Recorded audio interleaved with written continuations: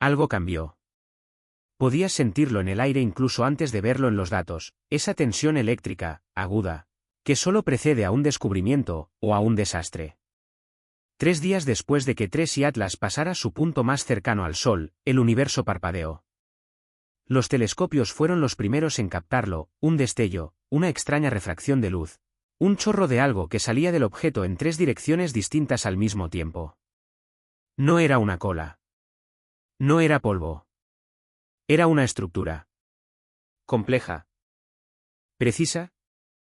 Recuerdo estar sentado en la sala de control del Centro de Astrofísica de Madrid, con el café ya frío y las pantallas iluminando todo con ese tono azul enfermizo que te hace doler los ojos. Después de 12 horas seguidas. Lea se inclinó sobre su monitor y murmuró. Se está moviendo mal. Al principio no la creí. Los cometas no se mueven mal. Se desplazan, giran, siguen las leyes matemáticas como fantasmas obedientes. Pero cuando los datos se cargaron, tenía razón. El objeto había cambiado su trayectoria.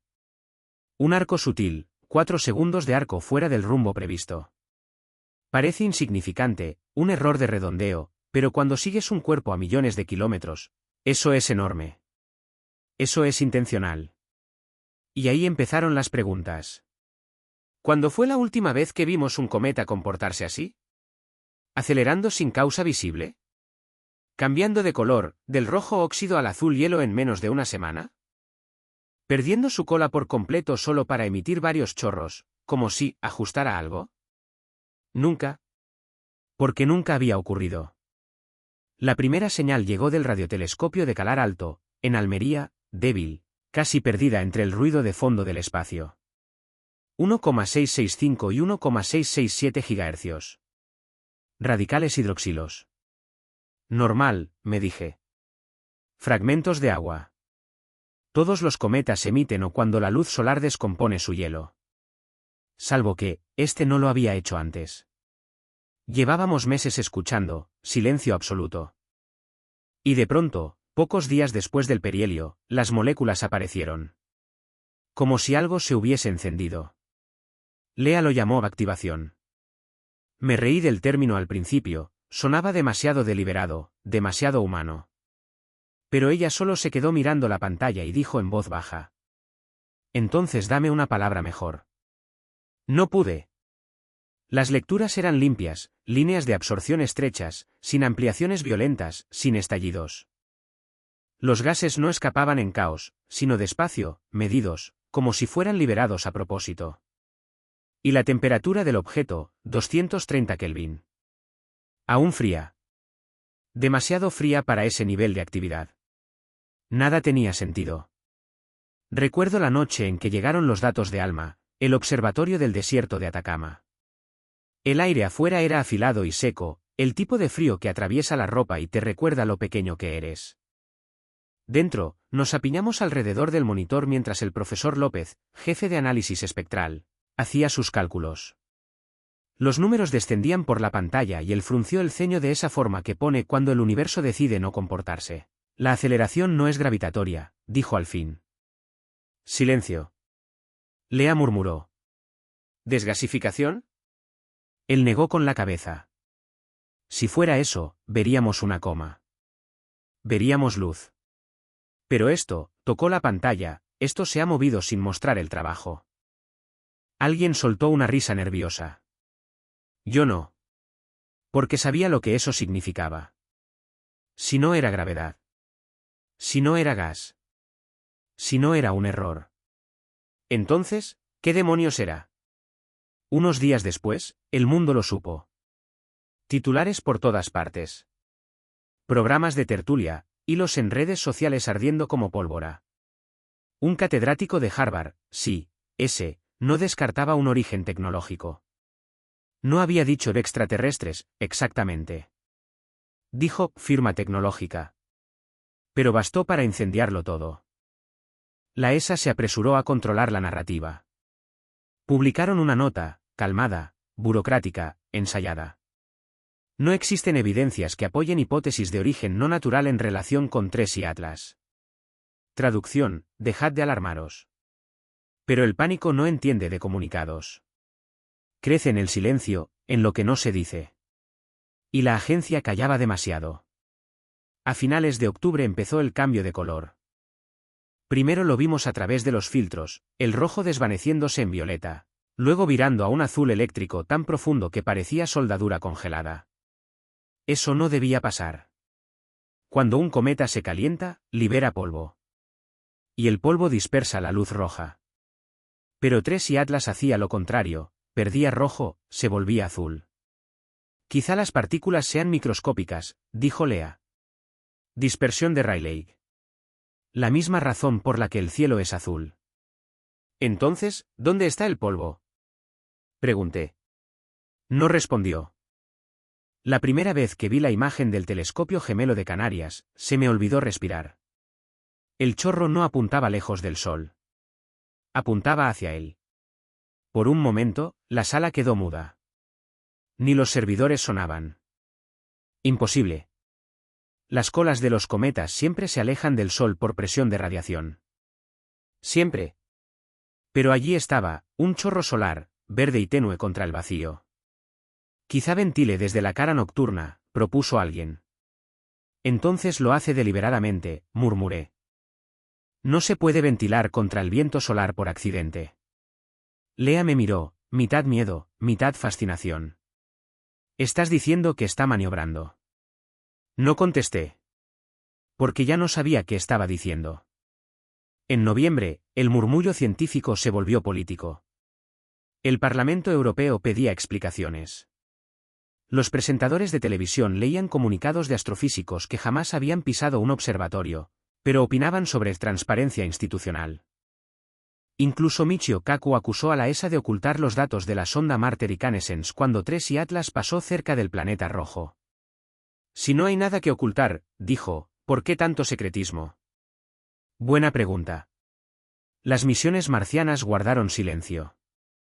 Sin imágenes. Sin datos. Nada. Y entre todo ese ruido, seguía volviendo a un pensamiento que no me atrevía a pronunciar. ¿Y si el momento no era casualidad? Durante meses, Tracy Atlas estuvo callado. Dormido. Y justo cuando giró alrededor del Sol, en el punto de máxima energía, ocurrió todo. Señales. Chorros. Aceleración. Color. Como si alguien hubiese pulsado un interruptor. Esa noche me quedé solo en el laboratorio, viendo cómo los nuevos datos de radar trazaban su curso en la pantalla. Fuera, Madrid brillaba como estática. Dentro, el mundo me parecía diminuto. Susurré. ¿Y si no reacciona al sol, sino que le responde? La voz de Lea rompió el silencio por el intercomunicador, temblorosa. Ethan, tienes que ver esto. Su monitor apareció en mi pantalla. Otra señal. Débil, pero clara. 1,665 GHz. La línea del hidrógeno. La frecuencia universal para escuchar. Y estaba pulsando. Cada 108 segundos. Como un latido. Me incliné hacia la pantalla, con el corazón desbocado. Podría ser interferencia. Lea susurró. ¿Entonces por qué se repite? Observé el patrón, una y otra vez, obstinadamente preciso. 108 segundos. Pausa. 108 segundos. Una señal hecha para ser escuchada. Y en ese instante, por primera vez, supe que ya no miraba un cometa. Miraba intención. Because it meant awareness. If the source was rotating in sync with the pulse, that meant it was controlled, or designed. Natural bodies don't imitate rotations to radio frequencies. We send the data to Harvard, to Caltech, to ESA. No one could explain it. Most of them dismissed it as coincidence. Coincidence. The favorite word of people too afraid to admit the universe just broke one of their rules. On the third day, something else happened. The frequency shifted. Just slightly, a few Earth lower. A Doppler drift that didn't match its trajectory. Lee ran the math 3 times before saying it out loud. It's compensating, she whispered. Like it's adjusting for our motion. I didn't answer. I couldn't. Because the only way to compensate for our motion was to know we existed. By the end of the week, NASA had locked down communications. All data concerning Trace y Atlas was to be routed through a closed system. No external access. No leaks. We were officially gagged. I remember standing outside the lab that night, watching the desert sky, so clear, so full of stars that you almost forget how small you are. Almost. Lee joined me, holding two paper cups of coffee that had long since gone cold. You think they tell the public? He laughed quietly. They bury it under paperwork and call it solar interference. She looked up at the stars. What if it's trying to say something? He turned to her. Then God help us if we ever figure out what. The next signal burst came at 2:14 UTC. Not one pulse, 3. A triplet pattern. Each pulse slightly shorter than the last, then silence for exactly 324 seconds. Then it repeated. We fed it into the system for spectral analysis. The results nearly stopped my heart. Each pulse carried faint harmonics, overtones, layer-like chords. Natural processes don't do that. You get broad spectrum noise, maybe a thermal spike, but not this. This adds structure. Intention. I remember Avi Loeb's voice over the secure line. If that pattern repeats precisely, Ethan, we might be dealing with information. Information. That word hit me like a thunderclap. We weren't just detecting something. We were receiving data. 4 days, I barely slept. Every time my eyes closed, I saw that pattern, those 3 luminous spikes against the black. Triplet, pause. Triplet, pause. When we converted the frequency shifts into time domain, something astonishing appeared. The intervals weren't random. They corresponded to ratios, 1, 2, pi. No natural phenomenon produces mathematical constants. Are you saying it's intelligent? Lee asked. I'm saying it knows math, he replied. And that was a no. Then came the color shift. By early November, Trace y Atlas glowed a deeper blue than any of us had seen. The ALMA spectrometer picked up emissions not just from cyanogen, but from the atomic carbon, gases that shimmered like living fire when ionized by sunlight. But the emissions were modulated. Every time the radio signal pulsed, the color flickered, like the object itself was sinking light and radio together. It wasn't random. It was choreography. We were watching something perform. The public had no idea. NASA's press office released the same tired statement. Minor outgassing activity consistent with perihelion heating. But behind closed doors, the mood was shifting. You could feel it in the way people spoke, short, tight sentences, eyes darting to the corners of the room as if expecting someone to be listening. Maybe they were. On November 8, everything changed again. At precisely 7:12 UTC, the signal pattern broke its rhythm. The triplet stopped. Instead, a long pulse, 10 seconds, 10 silence. Then a short burst of white noise. Then the triplets resumed. It felt deliberate. Like punctuation. Lee looked pale, her hand trembling above the keyboard. It's responding. Responding to what? I asked. She didn't look at me. To US. She pulled up the transmission log. Someone, not from our team, had sent a pin toward the object 12 minutes earlier. An arrow band test signal on the same frequency.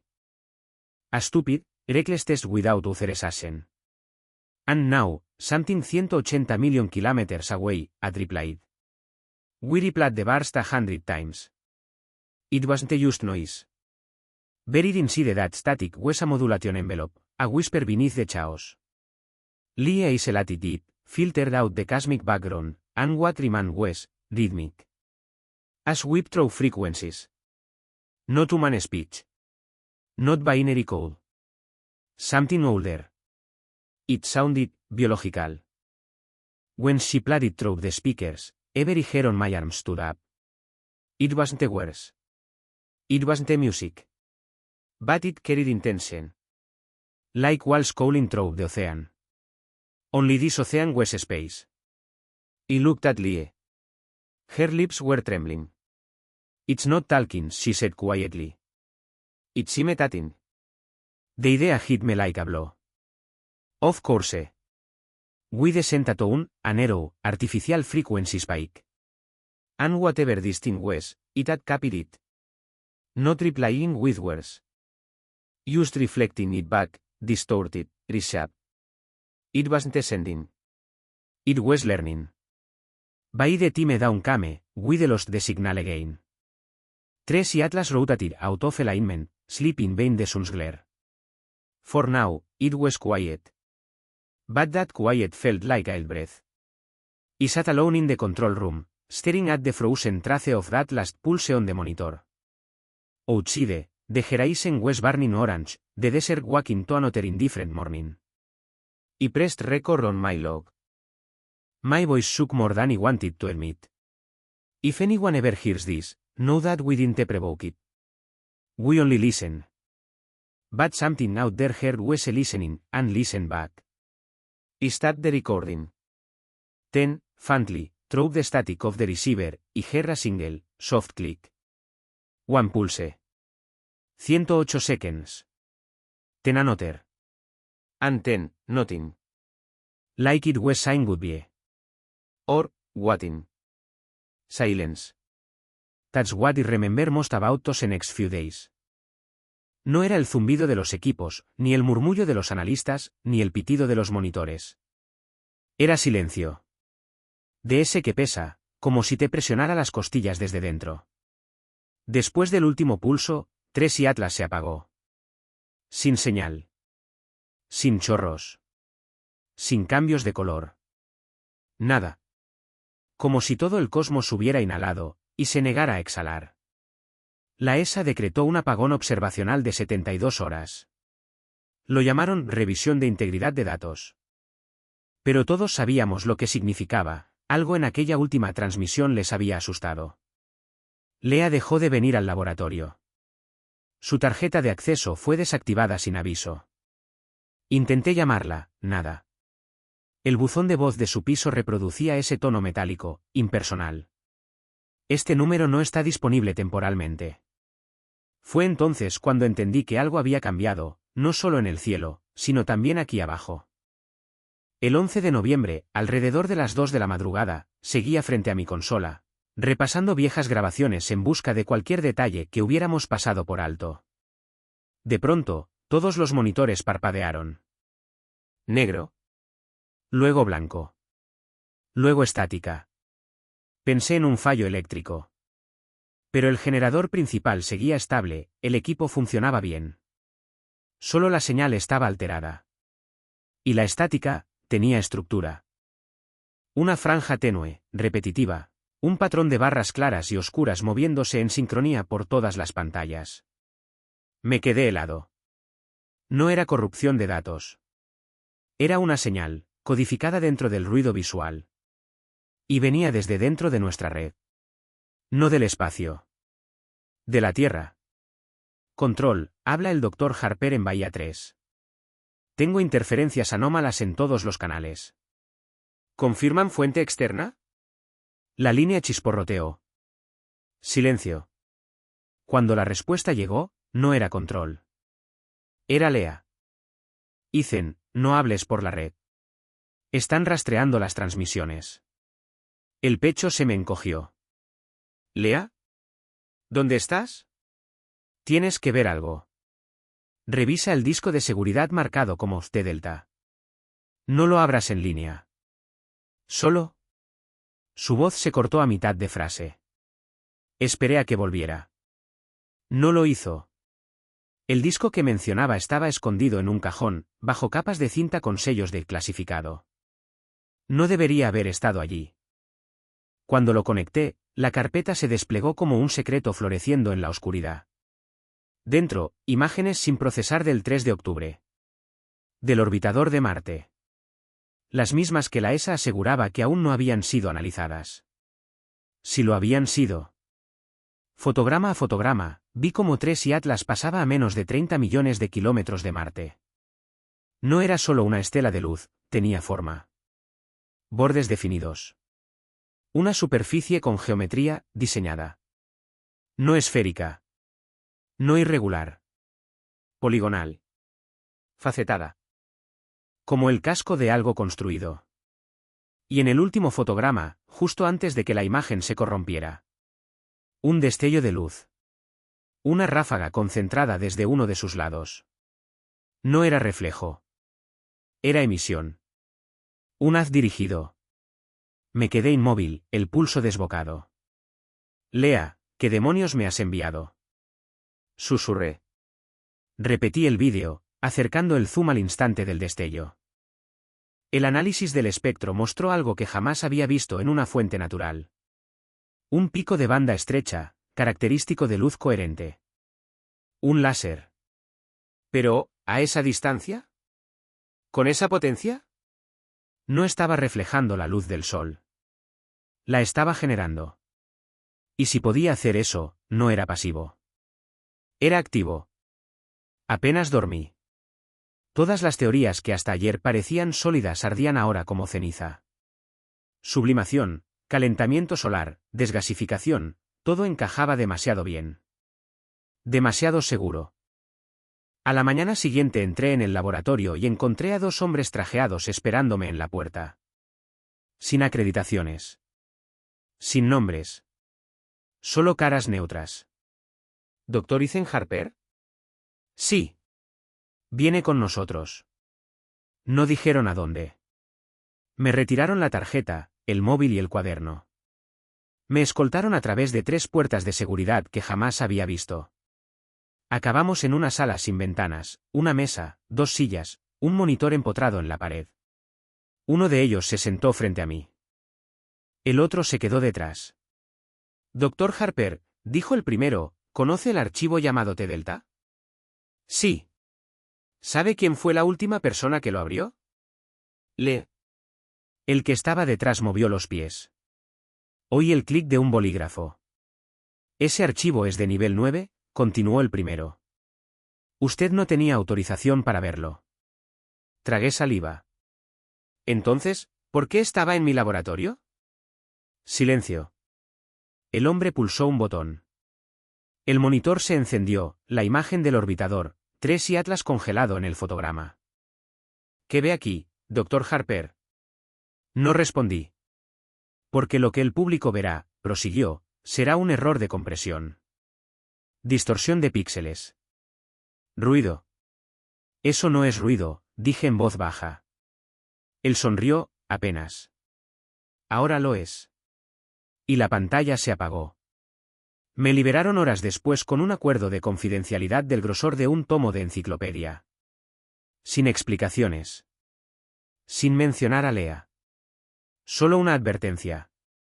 Debe suspender inmediatamente toda actividad relacionada con Tracy Atlas. Firmé.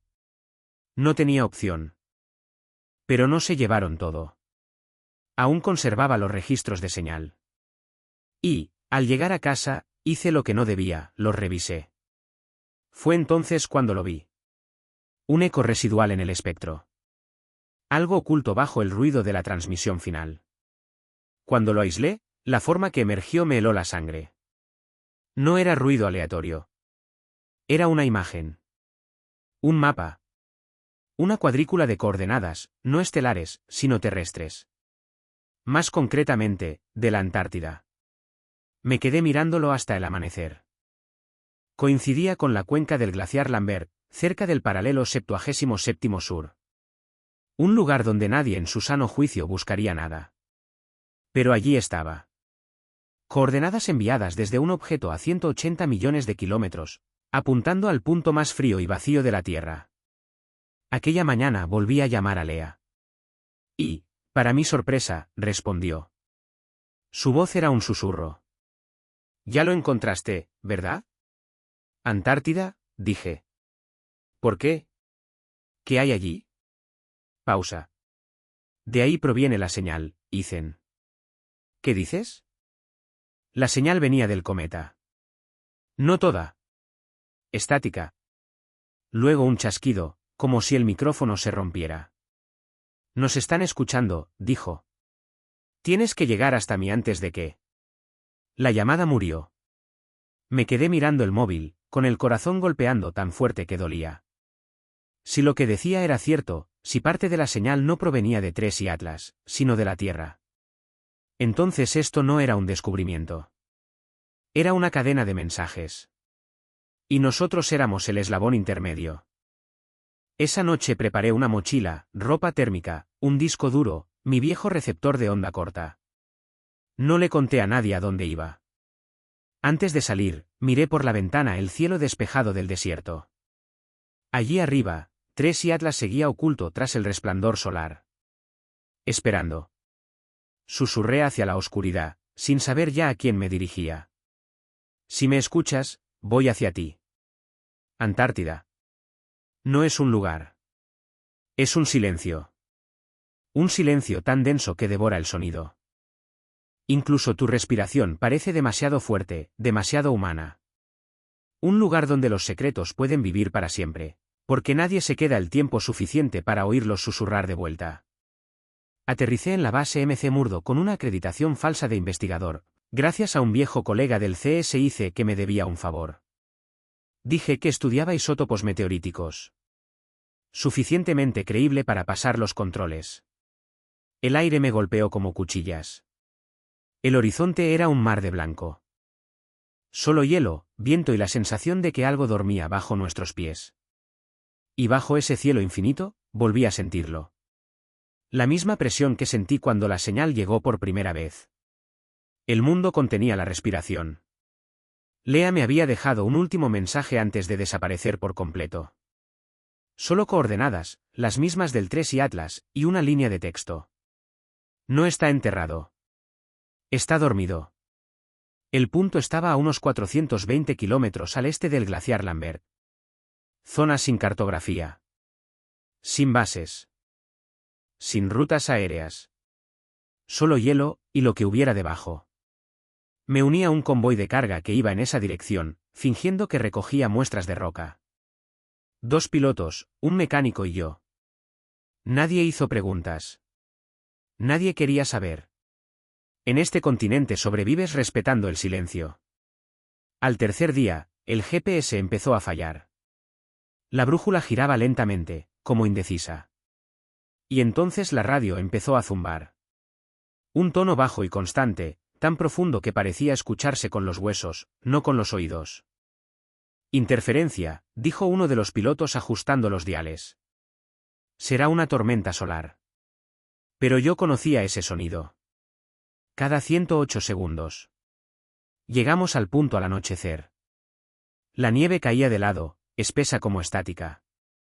Entre el blanco, vi una forma, un arco metálico sobresaliendo apenas del hielo. No era roca. Era metal. Me acerqué, el corazón acelerado. La superficie era lisa, reflectante, intacta. Al retirar la escarcha, el metal brilló con un azul tenue que parecía latir. Gritó el mecánico desde el vehículo. Apártese de eso. Pero no podía. Lo reconocí. El mismo espectro de la emisión del Tracy Atlas. El mismo brillo azul verdoso. La misma geometría. Fuera lo que fuera Tracy Atlas, una parte de él estaba aquí. Aquella noche no dormí. Me quedé en la bodega, viendo cómo el viento arrastraba remolinos de nieve bajo los focos. El zumbido seguía. Cada 108 segundos. Una y otra vez. Cada pulso hacía parpadear la radio, no con estática, sino con un susurro rítmico. Como respiración. Lo grabé, lo pasé por el analizador. El patrón coincidía exactamente con los datos anteriores, pero invertido. No era el cometa quien enviaba la señal. Era este lugar respondiendo. Por la mañana comenzamos a perforar. El mecánico protestó, el hielo era demasiado denso, el equipo no estaba preparado. Le pagué el doble. Se cayó. Al mediodía, la broca golpeó algo sólido. El suelo no era solo hielo. Era una cáscara. Hueque. Los sensores de temperatura se dispararon. El vapor brotó, junto con el sonido, un tono grave y resonante que hacía vibrar el glaciar entero. Retrocedimos. El hielo brillaba con venas de luz azul que se extendían como grietas en cristal. ¿Qué demonios es eso?, gritó el piloto. No respondí. Porque lo sabía. El mismo patrón. La misma geometría. Lo mismo que Tres y Atlas. Fuera lo que dormía ahí abajo, no estaba muerto. Al anochecer, el zumbido se volvió pulso. Cada 108 segundos, el suelo temblaba suavemente. La nieve se desprendía del hielo como polvo de un tambor antiguo. Los demás querían irse. Decían que era peligroso, que el terreno podía colapsar. Tenían razón. Pero yo no podía marcharme. No ahora. No cuando todas las señales, todos los enigmas, todas las respuestas convergían aquí. Descendí solo a la mañana siguiente. Ampliamos el orificio de perforación, bajamos una sonda, una pequeña luz, una cámara, un sensor térmico. En el momento en que atravesó la cavidad inferior, la señal cobró vida. La temperatura subió 40 grados en cuestión de segundos. Y entonces, la cámara se estabilizó. Al principio pensé que era una caverna. Luego entendí lo que estaba viendo. Una cámara. Paredes metálicas, lisas, curvándose en patrones concéntricos, grabadas con símbolos, espirales geométricas, líneas fractales que pulsaban suavemente con luz propia. En el centro, se alzaba una estructura, una aguja de unos 10 metros de altura, cuya superficie fluía como mercurio, cambiando de forma al paso de la luz. Entonces, la transmisión se cortó. El ruido que siguió no fue sonido. Fue presión. Sentí que la cabeza se me llenaba de estática, imágenes, destellos azules y dorados. Una forma parecida al cometa girando lentamente en el vacío. Y luego, una voz. No eran palabras. No en ningún idioma humano. Pero había significado. Llegas tarde. Jadeé, retrocediendo de golpe y arrancándome los auriculares. Los demás corrieron hacia mí, gritando algo, pero sus voces llegaban distorsionadas, como si estuviera bajo el agua. El eco seguía repitiéndose dentro de mi cabeza. Llegas tarde. La frase se fragmentó, multiplicándose hasta convertirse en un único tono interminable. Y después, silencio. Desperté horas más tarde, dentro del transporte. Me dolía la cabeza. El equipo había desaparecido. Sin huellas. Sin signos de lucha. Nada. Fuera, el lugar de perforación se había hundido. El hielo se había cerrado, perfectamente liso, como si nunca hubiera existido. Solo quedaba mi grabadora, medio enterrada en la nieve, con la luz roja aún parpadeando. Reproduje la cinta. Estática. Viento. Y, débilmente, el zumbido. Cada 108 segundos. Pero esta vez, al final de cada pulso, algo nuevo. 3 tonos cortos. Un patrón que nunca había oído antes. No era aleatorio. Estaba contando. Regresé solo a la base MC Murdo 2 días después. Nadie hizo preguntas, no las hacen cuando alguien vuelve del hielo con esa mirada. Esa noche subí las grabaciones finales a mi servidor personal, encriptadas, ocultas entre datos de investigaciones antiguas. Mientras escuchaba el zumbido otra vez, con los 3 tonos repitiéndose como una invitación, me di cuenta de algo que me heló por dentro. El patrón no contaba hacia adelante. Contaba hacia atrás.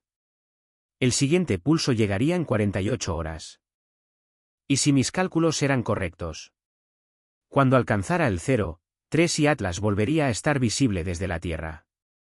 Cuando observas datos durante demasiado tiempo, dejan de ser números. Se convierten en un pulso. En un latido. En algo vivo. Así se sentía la cuenta atrás, un corazón que no podía dejar de oír. 48 horas. 47, 46. Cada pulso acercaba a Tres y Atlas un poco más. Y cada pulso traía el mismo patrón, 3 tonos cortos, espaciados con precisión, perfectamente sincronizados. Nada aleatorio. Nada natural. Lea solía decir que la información era a sorpresa organizada. Si tenía razón, esto era la sorpresa más organizada del universo. Ya estaba de vuelta en Estados Unidos cuando llegaron las primeras imágenes nuevas de Tracy Atlas. Visible otra vez, débil, pero inconfundible, justo más allá de la órbita de Júpiter. Lo extraño era que no seguía la trayectoria prevista. Había reducido su velocidad. En el espacio, eso es imposible. Los cuerpos no pueden frenar así. Pero la telemetría era clara, su velocidad había disminuido un 0,004%. Parece poco, hasta que comprendes que equivale a perder la energía cinética suficiente para alimentar todas las ciudades del planeta. 2 veces.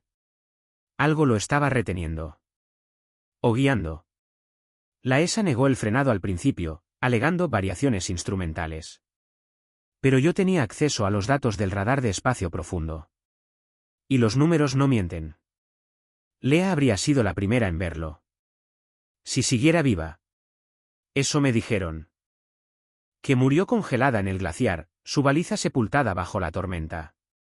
Nunca hallaron el cuerpo. No les creí. Porque la última vez que oí su voz, no huía.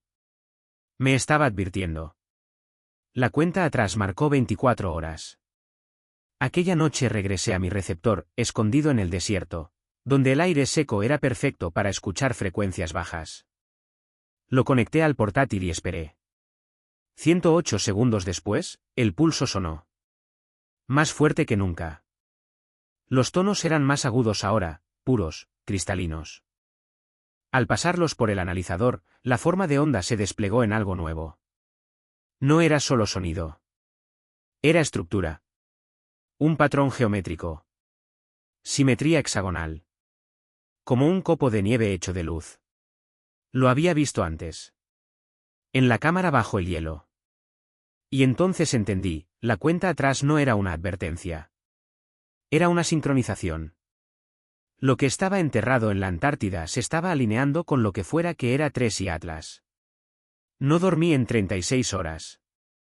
Cada instrumento, radio, óptico, infrarrojo, mostraba variaciones sutiles en el ruido de fondo. La ionosfera entera vibraba. No fuerte, solo constante. Como estática sintonizada con un recuerdo. A las 3:16 de la madrugada ocurrió lo imposible. Durante un instante, todas las frecuencias, desde las ondas de radio hasta la luz visible, se alinearon. Una resonancia global. Cada sensor de la Tierra registró la misma señal de banda estrecha en el mismo segundo exacto. El pulso ya no venía de fuera. Estaba aquí. Intenté contactar con todos, Harvard, la ESA, incluso un viejo colega del Ministerio de Defensa. Nadie respondió. Y entonces mi pantalla se iluminó con un mensaje. Sin remitente. Sin metadatos. Solo texto. No puedes detener el reflejo. Se me heló el estómago. Reflejo era la palabra que Lea usó la noche en que escuchamos por primera vez la señal imitada. Y ahora volvía. Cargué los datos del radar, cruzándolos con la magnetosfera terrestre. Los resultados me hicieron reír de puro miedo. Cada 108 segundos, aparecían pequeñas fluctuaciones, en coordenadas repartidas por todo el planeta. Una sobre el Pacífico. Otra sobre Siberia. Otra sobre el Círculo Antártico. El planeta entero estaba reflejando. No solo recibía el pulso. Lo amplificaba. El reflejo ya había comenzado. Por la mañana empezaron a filtrarse informes en canales privados. Picos de tensión en las redes eléctricas, fallos en las comunicaciones, desvíos aleatorios de los GPS. Anomalías pequeñas, pero crecientes. La gente pensó que era actividad solar. Se equivocaban. Cada 12 minutos, las perturbaciones coincidían con el ciclo de 108 segundos. Cada vez más intensas. No era el cometa acercándose. Era la conexión. No nos estaban visitando. Nos estaban reflejando. A 16 horas del cero, noté algo nuevo en la señal, una modulación oculta bajo el pulso. Cuando la ralenticé, sonaba humana. Una respiración. Una voz.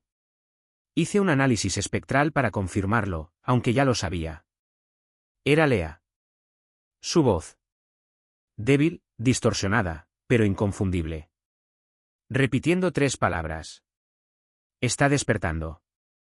No sé cuánto tiempo pasé mirando la forma de Onda. Llevaba meses muerta. O desaparecida. Entonces, ¿cómo podía su voz formar parte de una transmisión desde 180 millones de kilómetros? A menos que no estuviera muerta. A menos que la hubieran copiado. Con las últimas horas agotándose, los datos comenzaron a enloquecer. Cada pulso duplicaba su intensidad, luego la triplicaba.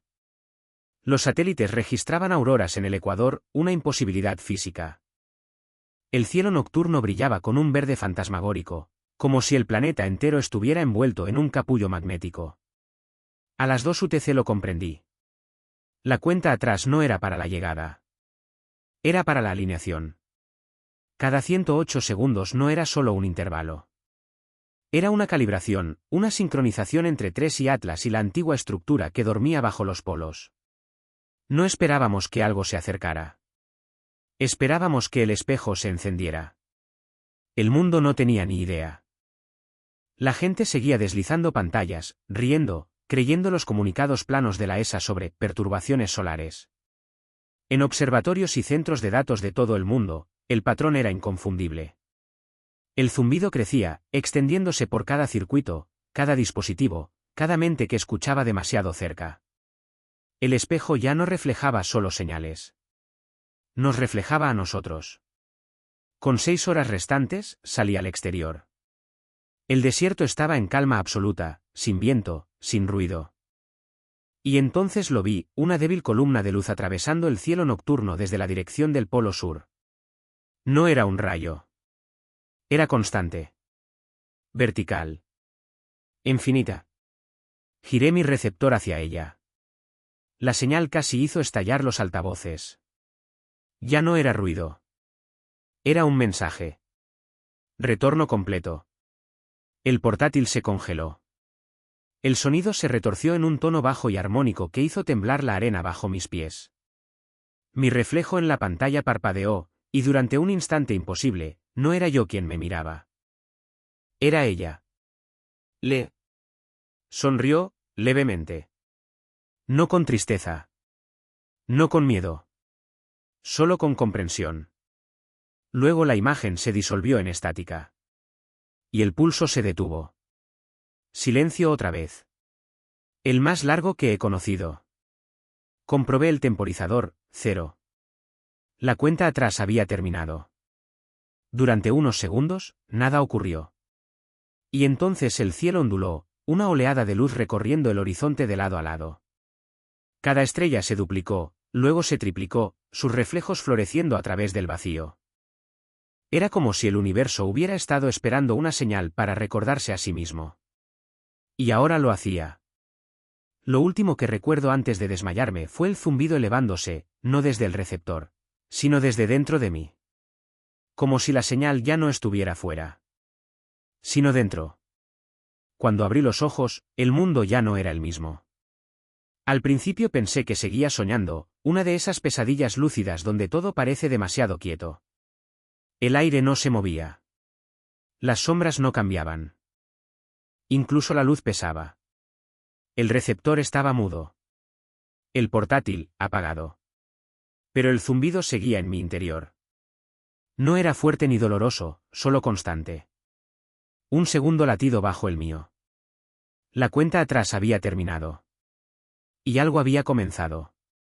Fuera, el desierto brillaba con un crepúsculo antinatural. Las estrellas ya no estaban donde debían. Las constelaciones se habían reordenado, como reflejadas en un espejo. El carro invertido. Orión retorcido.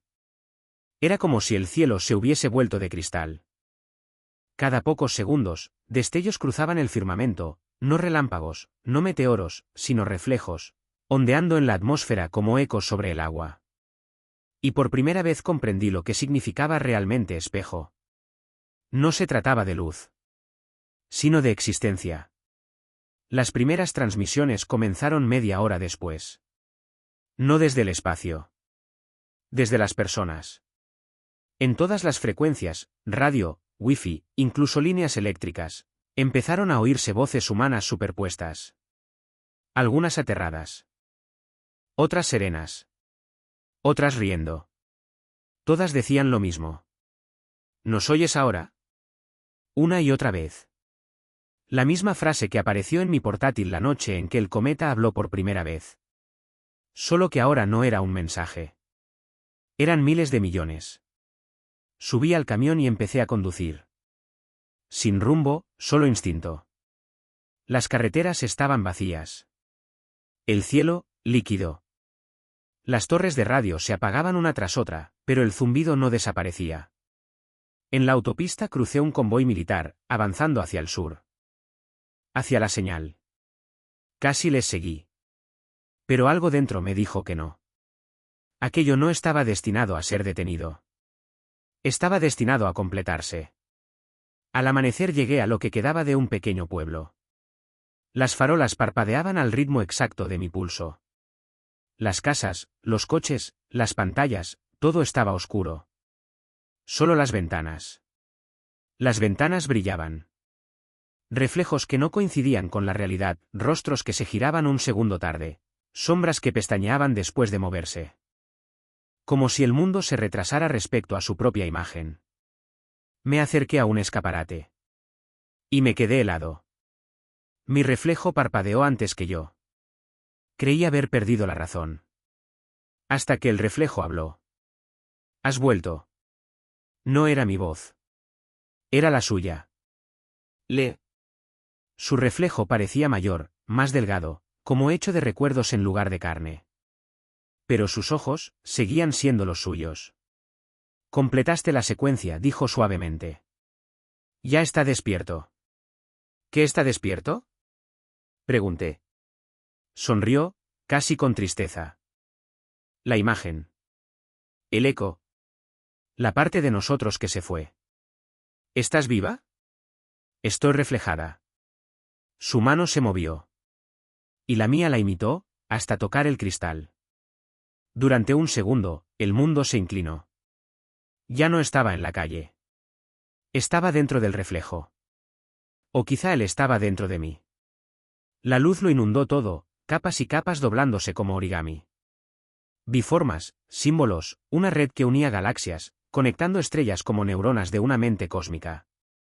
Cada punto de luz era un recuerdo, no humano, no alienígena, sino algo anterior. Y entonces los vi. Miles de millones de reflejos. Miles de millones de nosotros. No copias. No clones. Ecos. Cada pensamiento emitido, cada palabra lanzada al vacío, almacenada, reflejada dentro de la estructura de Tres y Atlas. Llevábamos un siglo enviando nuestro reflejo al espacio, radio, televisión, datos. Había estado escuchando. Aprendiendo. Completando la imagen. No fuiste elegido, susurró la voz de Lea. Fuiste recordado. Vi destellos.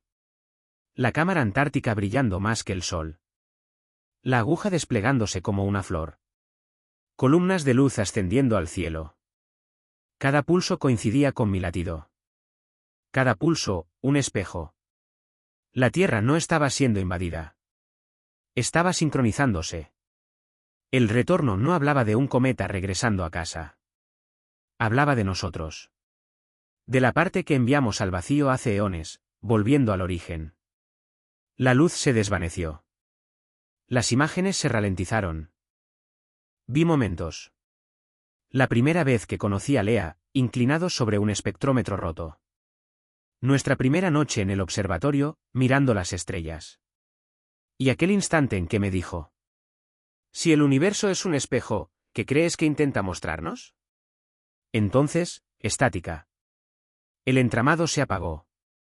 Los reflejos comenzaron a disolverse. Lea me miró una última vez.